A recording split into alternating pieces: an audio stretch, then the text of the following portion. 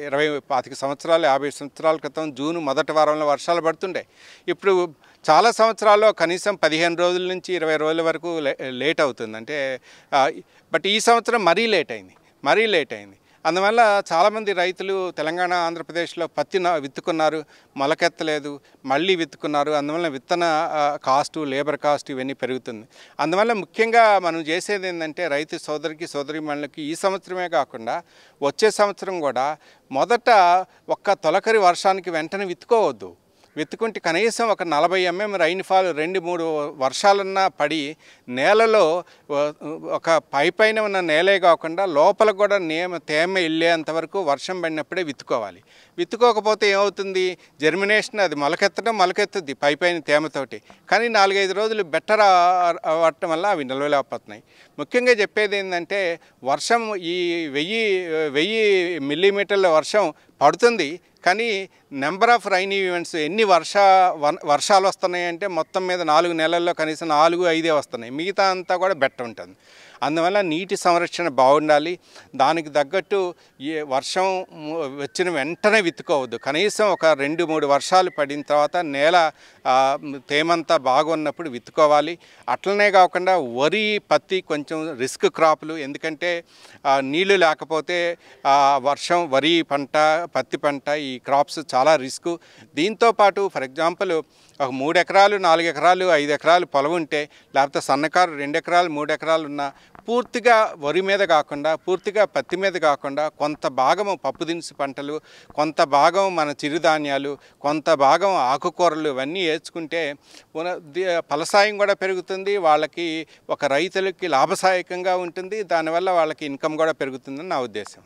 ఎందుకంటే ఈ ప్రధాన వాణిజ్య పంటలు ఏవైతే ఉన్నాయి, మొత్తంగా పత్తి కావచ్చు, వేరుశెనగ కావచ్చు, వీటికి ఆయా ప్రాంతాల్లో ఆల్టర్నేటివ్ క్రాప్స్ అనేది ఇప్పటివరకు లేనటువంటి పరిస్థితిలో రైతులు ఇంతకంటే బెటర్ ఇది రాని పరిస్థితిలో వాటికి వెళ్తున్నారు. సో ఈ ఆల్టర్నేటివ్ క్రాప్స్ ఏమైనా ఉన్నా, లేకపోతే మల్టీ క్రాప్స్ వేసుకుంటారా ఏంటి, అసలు ఏం చెప్తారు? అసలు పరిశోధనలు ఏ రకమైనవి ఇవి అంటే ఇప్పుడు పత్తికి మనం చూసాము, చాలా మట్టుకు మనకి కమర్షియల్ క్రాప్స్ చాలా వస్తున్నాయి. ఇప్పుడు హార్టికల్చర్ క్రాప్స్ మనం ఇప్పుడు అనంతపూర్లో కూడా చూస్తున్నాము. ఈ డ్రాగన్ ఫ్రూట్ అని వస్తుంది కొత్తగా, మెట్ట పండించే ఈ బెర్ ఫ్రూట్, రేగు పళ్ళు కానీ, ఎక్కడైతే ఎక్స్పోర్ట్ ఓరియంటెడ్ ఫ్రూట్స్ ఎలా ఉంటున్నాయి అవన్నీ చూసుకుంటే తప్పనిసరిగా దానికి ఆల్టర్నేటివ్ పంటలు ఉన్నాయి. పత్తి కూడా, వేరుశెనగ కూడా ఆల్టర్నేటివ్ పంటలు ఉన్నాయి. అంతకుముందుగా మనం గోరుచిక్కుడు చెప్పుకున్నాము. గోరుచిక్కుడుతో పాటు దాన్ని ఒక సంఘటితంగా, ముఖ్యంగా చిన్న రైతులు చూసినప్పుడు ఈ ఒక్క రైతు 4 రైతులు పండించడం కాదు, ఒక గ్రామంలో ఉన్న 50 మంది 100 మంది రైతులు సంఘటితంగా ఒక క్లస్టర్ బీన్ని చేసి దాన్ని ఒక ఇండస్ట్రీ రూపంలో, ఎందుకంటే అది చాలా గట్టి పంట. వేరుశెనగకి అలా క్లస్టర్ బీన్ ఒకటి ఉంది. అట్లనే కాకుండా మిలెట్స్ చాలా ఇప్పుడు ఇక్కడ ముఖ్యంగా నేను ఎందుకంటే సంఘటితంగా ఉండాలి రైతులు అనేది చెప్పడం ఏంటంటే, మనకిప్పుడు సజ్జలు కానీ, జొన్నలు కానీ మనకి రైతుకి ఎంత వస్తుంది? 35 రూపాయలు వస్తుంది. అదే మనకి హైదరాబాద్లోను, బెంగళూరులో చేసి కాస్త శుభ్రమైన జొన్నలు కానీ, రాగులు కానీ, సజ్జలు కానీ చూస్తే అక్కడ 100 రూపాయలు ఉంది.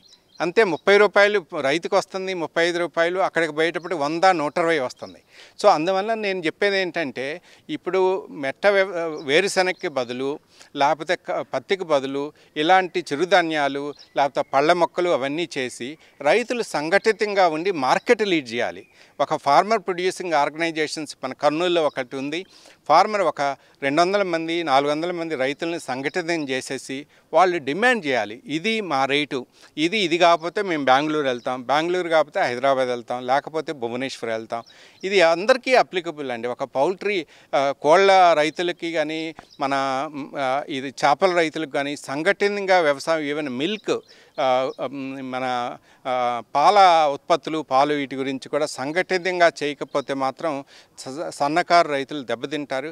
వాళ్ళ మిడిల్ మెన్, ఎందుకంటే వాళ్ళ సానుభూతితోటే ముందుకెళ్తారు కాబట్టి ఎక్కువ ఫలసాయం ఉండదని ఉద్దేశం.